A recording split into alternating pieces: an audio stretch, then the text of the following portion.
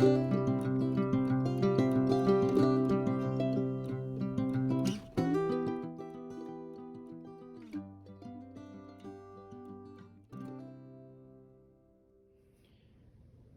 everyone, I hope you're having a great day. This is part 9 in the community round robin, and this is the outer border for block 3. This particular pattern is from Brenda at Conquering Mount Scrapmore with Brenda. All the details are in the video description on where you can go to get the free patterns and where to follow each creator as they build their own blocks. So what we need to do in this one is we're building a bunch of trees. Aren't those cute?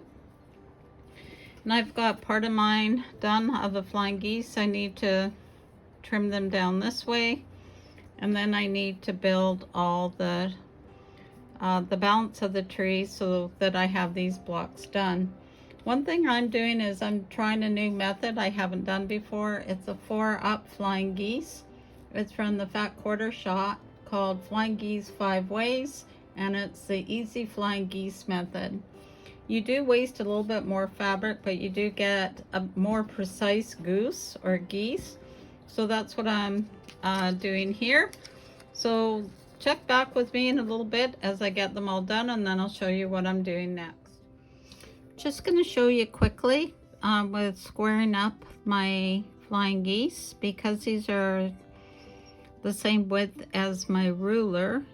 I'm going to be lining up the 45-degree line on the edge, which is also the edge of the goose there and over here. So all I have to do is trim that, and I've already trimmed the size this way. So just a little trick if you don't know how to line it up on your own ruler. Here's something that I decided to do after doing a couple of the tree blocks. I wasn't a fan of piecing these together one by one, so I decided to do some strip piecing based on the sizes of fabric that I have. So I've got it to the width, and I'm going to subcut these down to the length, and then I'll join them together with the tops like this, and then I'll have my blocks. So let me carry on and I'll show you once I'm done. Okay, so I'm back and I have all my trees done. These are just 3 to show you how I put them all together. I have used the same background fabric for all of them just for continuity, because I felt the rest of the block was starting to look a little too busy for me. And then for the cornerstones, I decided to be different and do the opposite. In the other video, it shows that you have a green tree like in these blocks, and I decided to make the background green with the trees the same as my other background fabric. So I'm going to assemble this all together, and then I'll show you what it looks like. Okay, I've got the borders all on now. If you notice, the corners for the trees are with a darker background. I thought that would just add a nice pleasing change.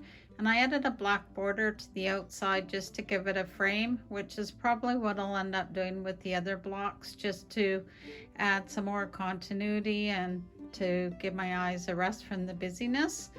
So as always, check the video description for the sew along. There's one more block coming up.